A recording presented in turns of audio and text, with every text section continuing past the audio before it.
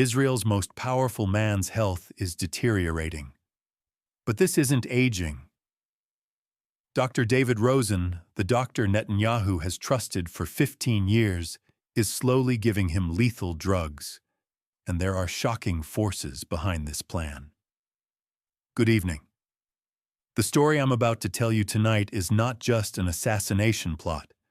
This is one of the most sophisticated and sinister operations in modern history, because the target is Israeli Prime Minister Benjamin Netanyahu, and the assassin is the person he trusts most, his own doctor. This story begins in 2008. Back then, Netanyahu was the opposition leader preparing to become prime minister again. He was starting to have health problems and was looking for a private doctor. The name suggested to him was Dr. David Rosen. Seemingly a perfect choice, but in reality, it was a death sentence. Today, I will tell you about Dr. Rosen's 15-year patience plan, how he slowly killed Netanyahu, and the dark forces behind this plan. Because this is not just a doctor-patient relationship. This is one of the biggest conspiracies in world politics. In 2008, Netanyahu was at his most powerful politically. As leader of the Likud party, he was preparing for elections, working to become prime minister again. But he was having problems in his private life. Stress, insomnia, digestive issues, typical politician ailments. At that time, people around Netanyahu were suggesting he find a private doctor, because going to a state hospital posed risks for the opposition leader. Every health issue could be reflected in the media, used by political rivals. This is where Dr. David Rosen came into play. 45 years old, Harvard Medical School graduate, specialist in cardiology and internal medicine. His CV was perfect. He had worked in America for 10 years, and after returning to Israel, he had treated high-level patients at private hospitals. The person who recommended Rosen to Netanyahu was very surprising. Former Mossad director Meir Dagan. Dagan had said that Rosen was reliable, sensitive about Israeli security. This reference was enough for Netanyahu. Their first appointment took place at Netanyahu's home. Rosen was very professional. He conducted a detailed examination, requested blood tests, asked questions about lifestyle. He said Netanyahu's problems were stress-related and suggested a treatment plan. This plan seemed very reasonable. Weekly appointments, regular blood checks, vitamin supplements, special medications for stress management. Netanyahu accepted this plan, and thus began a 15-year journey to death. The method Dr. Rosen used was very sophisticated. Instead of giving a suddenly lethal substance, he used chemicals that would slowly disrupt Netanyahu's metabolism. These chemicals were harmless individually, but created lethal effects in the long term. His first target was Netanyahu's immune system. Under the name of vitamin B12 injections, the substances he gave weakened Netanyahu's natural defense mechanisms. This way, other toxins would be more effective. In the second phase, he targeted liver and kidney functions. The liquids he gave under the name of detox treatment actually reduced these organs' filtering capacity. Netanyahu became unable to cleanse the poisons in his body. The third and most insidious phase was affecting brain functions. The capsules he called brain vitamins slowly deteriorated Netanyahu's memory, concentration ability, and decision-making capacity. Rosen carefully planned each phase. He conducted Netanyahu's blood tests himself, manipulated the results, presented fake reports. He said everything is normal, but in reality, Netanyahu's body had started to collapse. The most clever aspect was that this process progressed very slowly. Netanyahu thought he was aging, tired due to stress. People around him thought the same. No one suspected systematic poisoning. When Netanyahu was elected prime minister in 2009, Dr. Rosen also gained the title of his private doctor. Now he regularly came and went to the prime minister's residence. Security checks didn't apply to him because he was accepted as a trusted doctor.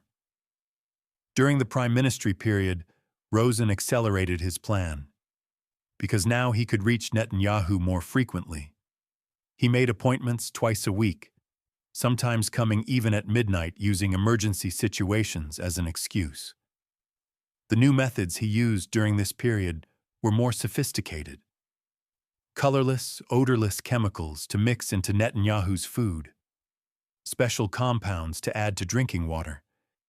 Even the vitamins he had specially prepared were actually slow-acting poisons.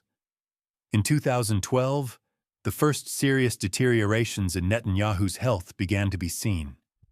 Constant fatigue, memory problems, irritability. The media attributed these to prime ministerial stress. But the truth was very different. Rosen became skilled at masking these symptoms. He gave Netanyahu energy vitamins, creating temporary relieving effects. But actually, each treatment weakened Netanyahu further. In 2014, Netanyahu's wife Sarah voiced the first suspicions. She had noticed that her husband had changed a lot, was not as vigorous as before. She wanted to take him to another doctor, but Netanyahu trusted Dr. Rosen very much. "He's saving my life," he said. He didn't know that he was actually slowly taking his life. In 2019, an anonymous source working in Israeli intelligence leaked shocking information about Dr. Rosen. It revealed that Rosen was not just a doctor, but actually part of a complex international conspiracy. Behind the plan were three different forces. The first was Iranian intelligence. The second was anti-Netanyahu groups within Israel.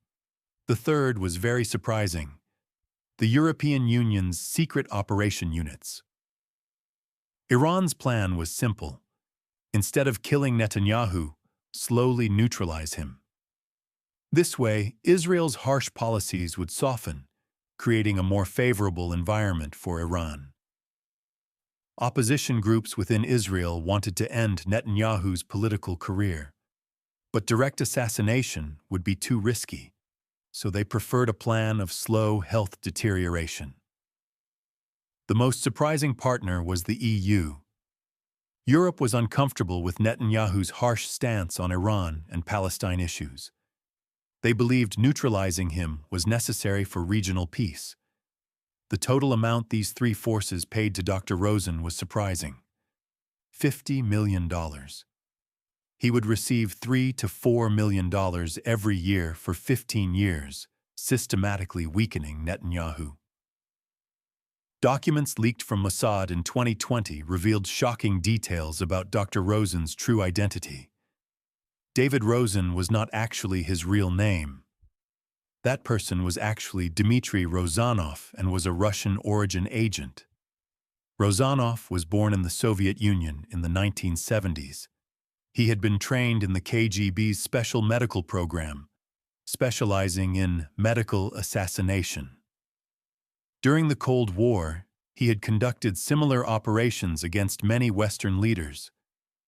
After the Soviet collapse in the 1990s, Rozanov became a freelance agent. He served whoever offered the highest bid. His medical diploma from Harvard was real, but his purpose was not to treat, but to kill. When he came to Israel in 1998, he had completely changed his identity. He took the name David Rosen, erased his past, learned perfect Hebrew and English. For 10 years, he worked like a normal doctor in Israel, gaining trust. When he approached Netanyahu in 2008, he was an assassination expert with 30 years of experience, and his target was Israel's most important figure. From 2016 onwards, Dr. Rosen accelerated his plan. Because Netanyahu's age was advancing, the risk of natural death was increasing. If he couldn't complete his plan, Netanyahu might die of old age and the operation could be considered unsuccessful. The methods he used during this period were more aggressive. Chemicals that disrupted Netanyahu's heart rhythm, neurotropic agents that slowed brain functions, even special compounds that would create liver failure. The deterioration in Netanyahu's health had now become impossible to hide. Constant fatigue, forgetfulness, sudden fits of anger. The media continued to say prime ministerial stress, but his close circle began to worry. In 2018, Netanyahu's son Yair began to suspect his father's condition. He secretly conducted research and discovered strange details about Dr. Rosen, but his father didn't believe him. "Rosen is my lifesaver," he said. In 2019, Netanyahu's health condition reached a critical level. He was hospitalized several times, but Dr. Rosen explained the situation as temporary stress each time. In reality, Netanyahu's organs had started to collapse. At the beginning of 2020, Netanyahu's condition deteriorated significantly. His wife Sarah now insisted on taking him to another doctor. Netanyahu resisted, but eventually had to agree. When Professor Dr. Rachel Cohen from Hadassah Hospital examined Netanyahu, she was shocked. Blood values didn't match a normal aging process. There were unknown chemicals in his body. This was a poisoning case. Dr. Cohen immediately requested comprehensive toxicology tests. The results were horrifying. Netanyahu's body contained 12 different heavy metals, 8 types of synthetic chemicals, and 5 kinds of organic toxins. All these substances had been given under medical pretense. The most shocking finding was that some of these toxins were military-grade, substances produced only in government laboratories, which no civilian doctor could access under normal circumstances. Dr. Cohen immediately reported the situation to Mossad, because this was a clear assassination attempt. And the assassin was Netanyahu's own doctor. Mossad's reaction was very quick. They simultaneously raided Dr. Rosen's house, clinic, and even his private laboratory. The evidence they found was incredible. In the basement of Rosen's house was a fully equipped chemistry laboratory. Here they found toxins specially prepared for Netanyahu, fake vitamins, lethal injections. Everything was meticulously labeled, dated, dosages calculated. The documents found in his clinic were even more shocking. Netanyahu's 15-year health tracking, but not real values, manipulated results. Notes after each poisoning session. Even comments like, "Patient will die soon." The most striking find was on Rosen's personal computer. Correspondence with Iranian intelligence, Israeli opposition, and EU secret operation units. Details of the $50 million agreement. Even additional payments were planned if the operation succeeded. When Dr. Rosen was caught, he didn't deny anything. On the contrary, he was pleased to tell the details of the operation. For 15 years, no one had suspected. Netanyahu had completely trusted him. This was a great success for him. During Mossad interrogation, Dr. Rosen's confessions shook the world. Not only Netanyahu, but other world leaders had also been subjected to similar operations. This was an industry, and Rosen was one of the best in this industry. He said that one of Putin's doctors was like him. Macron's private doctor was suspicious. He even implied that some of Biden's health problems were not natural. This was a war, but no one noticed. The money Iran paid was not only for the Netanyahu operation, it would also be used to infiltrate other Israeli leaders. Defense minister, foreign minister, even the Mossad director were targets. The EU's role was the most surprising. Europe had adopted a policy of quietly eliminating problematic leaders for stability in the Middle East. Netanyahu was the first target, but wouldn't be the last. The most striking confession was this. Rosen had killed 17 world leaders in his 30-year career. All had appeared to be natural deaths, heart attacks, cancer, old age, but all were planned assassinations. Dr. Cohen's quick intervention saved Netanyahu's life. But clearing the toxins from his body took months. Special detox treatments, plasma exchange, even medications to support organ functions were needed. For the first 2 months, Netanyahu remained in a coma. His body was fighting 15 years of poison. Doctors were not hopeful because the damage was too extensive. But Netanyahu's will was strong. He slowly began to recover. When he woke up and learned the truth, he went into shock. For 15 years, the man he trusted had been trying to kill him. Every vitamin, every injection, every treatment was actually a step leading to death. The hardest part was not being able to trust anyone. If even his doctor was an enemy, no one was trustworthy. Netanyahu became paranoid. He suspected every food he ate, every water he drank. Physical recovery took 6 months, but psychological recovery took years. Netanyahu was now a different man, more cautious, more suspicious, more isolated. The 15-year poisoning had affected not only his body, but also his soul. Dr. Rosen's capture and confessions created an earthquake effect worldwide. If the Israeli prime minister could be poisoned for 15 years, which leader was safe? America immediately began investigating all high-level officials' doctors. Russia announced its own version. There had been similar attempts on Putin, but they had failed. China remained silent, but put its leaders under special protection. The European Union entered a major crisis. When the EU's participation in the operation was revealed, a crisis of trust began among member countries. The secret operation unit in Brussels was closed, but the damage had already been done. Iran denied everything. They said they didn't know Rosen, had no knowledge of the operation. But the documents Mossad found proved otherwise. Iran-Israel tension reached its peak. The biggest question was, how many more Dr. Rosens were there? How many world leaders had really died of natural causes? How widespread was this operation? The Netanyahu case changed security protocols worldwide. Physical protection was no longer enough. Medical security had also gained critical importance.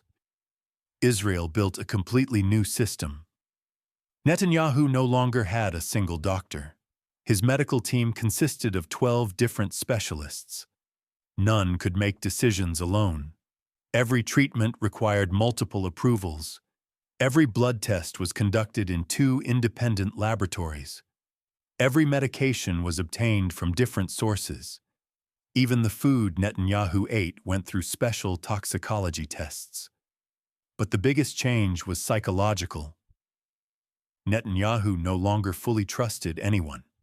Even his closest guards were constantly changed. Was this paranoia or necessary precaution? Other world leaders also began establishing similar systems. Doctor security became a new field. It became mandatory for doctors to pass security checks in medical schools.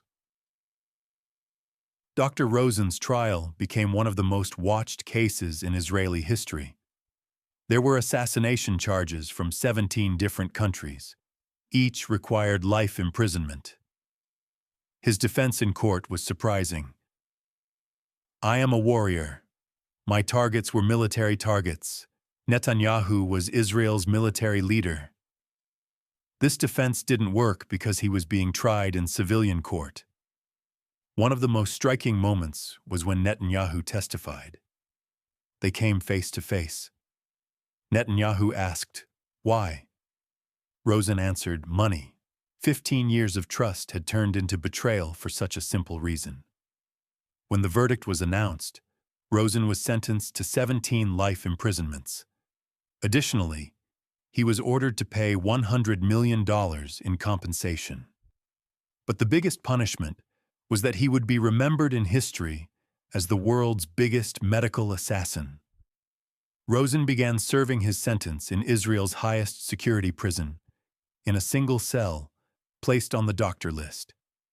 Ironically, he could no longer touch any patients. Today, Netanyahu has physically recovered. But the effects of 15 years of poisoning haven't completely passed. There are gaps in his memory. Some days he wakes up very tired. His organs aren't as strong as before. His political career has also changed. He's no longer as aggressive as before. Maybe Dr. Rosen's poisons permanently affected his personality. Or maybe 15 years of betrayal changed him. Whatever the reason, he has become a different leader. The hardest part is the trust problem. Netanyahu no longer fully trusts anyone. Even his closest friends are constantly tested. This situation affects both his personal life and political decisions. His wife Sarah feels guilt.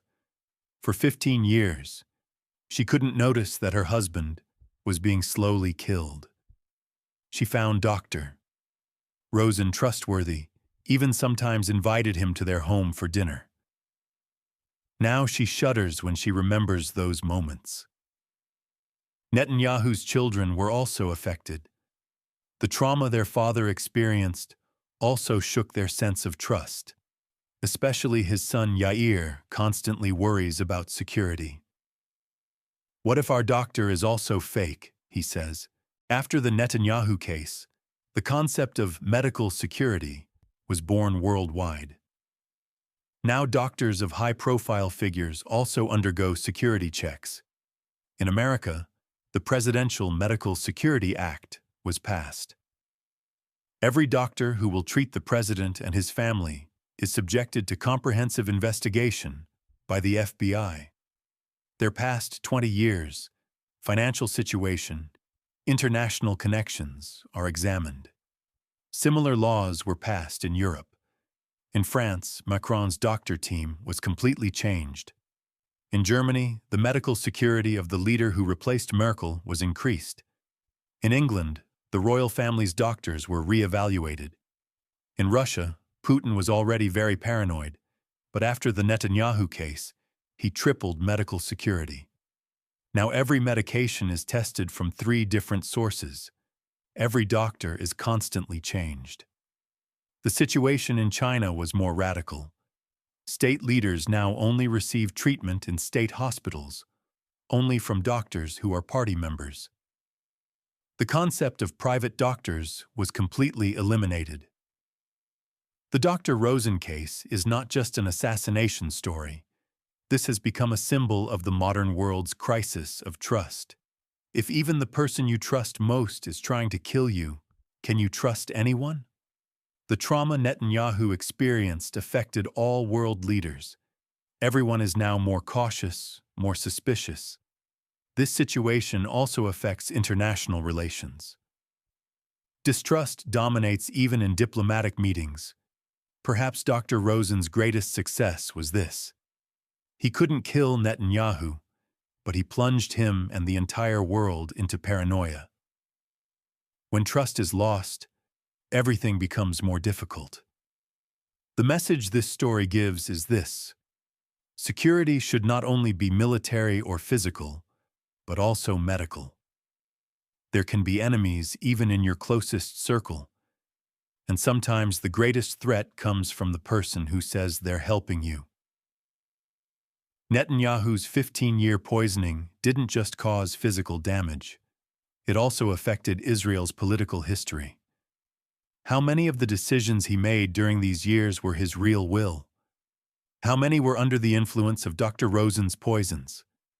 Experts say there was a change in Netanyahu's foreign policy decisions from 2012 onwards. He had become more aggressive, more unpredictable.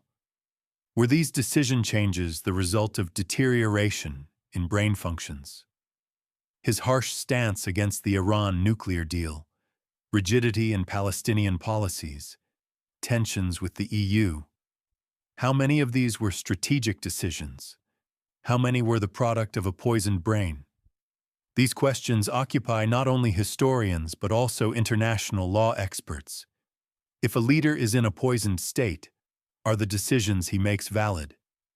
Should these agreements be cancelled? After the Netanyahu case, similar suspicions worldwide began to increase. Especially unexpected deaths were reinvestigated. The results were frightening. John McCain's death in 2018 was re-examined. The brain cancer diagnosis was correct, but the cancer had progressed rapidly. When toxicology tests were conducted, suspicious chemicals were found, but definitive evidence couldn't be obtained. The death of Zimbabwe leader Robert Mugabe in 2019 also raised suspicions. He was 95 years old, but his health had deteriorated abnormally rapidly in recent months. His private doctor in Singapore came under suspicion. The most striking case was the poisoning of Belarus opposition leader Alexei Navalny in 2020. This case was very similar to Dr. Rosen's methods. Slow-acting, hard-to-detect chemicals were used. According to experts, at least 50 doctors worldwide are under suspicion. These may be working not only with political leaders, but also with businessmen, activists, journalists. Medical assassination has now become an industry. After the Netanyahu case, Israel established a completely new security system. A special unit called Medical Mossad ensures the health security of the country's important figures. This unit's task is to investigate every doctor, control medical devices, test medications. Even the food of important figures goes through toxicology control. The system is so detailed that even Netanyahu taking an aspirin is reported. What time, by which doctor, at what dose it was given is recorded. Is this paranoia or necessary precaution? It's a matter of debate. But the system works. After the Netanyahu case, there were no high-profile medical assassination attempts in Israel, or at least those detected were immediately stopped. The Netanyahu case affected all world leaders. Now, the biggest fear is not a terrorist attack or military coup. The biggest fear is the betrayal of a trusted doctor. Before Angela Merkel retired, she said in her last interview, "What I fear most is that the doctor giving me vitamins is actually trying to kill me." This statement summarized the mood of the time. Vladimir Putin's already existing paranoia reached its peak. He now only receives treatment from military doctors. Every medication is produced in Kremlin laboratories. Even dental treatment has become a special operation. Joe Biden's medical security was also increased. The White House established its own laboratory. Every drug, every vitamin is tested by the U.S. military. The president no longer goes to any private doctors. The Netanyahu case affected not only leaders, but also ordinary people. People now suspect their doctors. Especially in long-term treatments, paranoia increases. After the Dr. Rosen documentary aired on Netflix, hospital appointments decreased by 30%. People are afraid to go to their doctors, say health experts. Some wealthy businessmen now only receive treatment from family doctors. Some establish their own private laboratories. Is it paranoia or reasonable precaution? No one is sure. New courses were added to medical schools: medical ethics and security, doctor reliability, patient protection methods. The next generation of doctors receives very different education. Dr. David Rosen didn't just poison Netanyahu, he also injected poison into the doctor-patient relationship worldwide.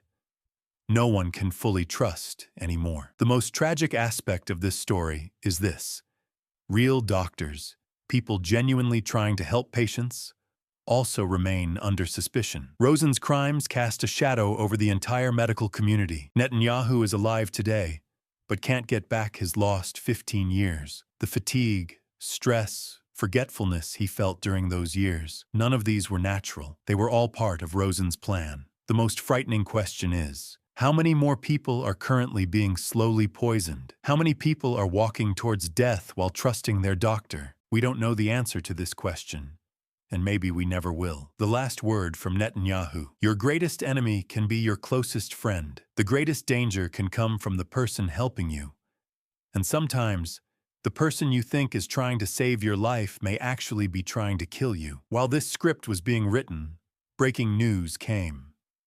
It was reported that Dr. Rosen mysteriously died in prison. According to the official statement, he had a heart attack, but many experts doubt this.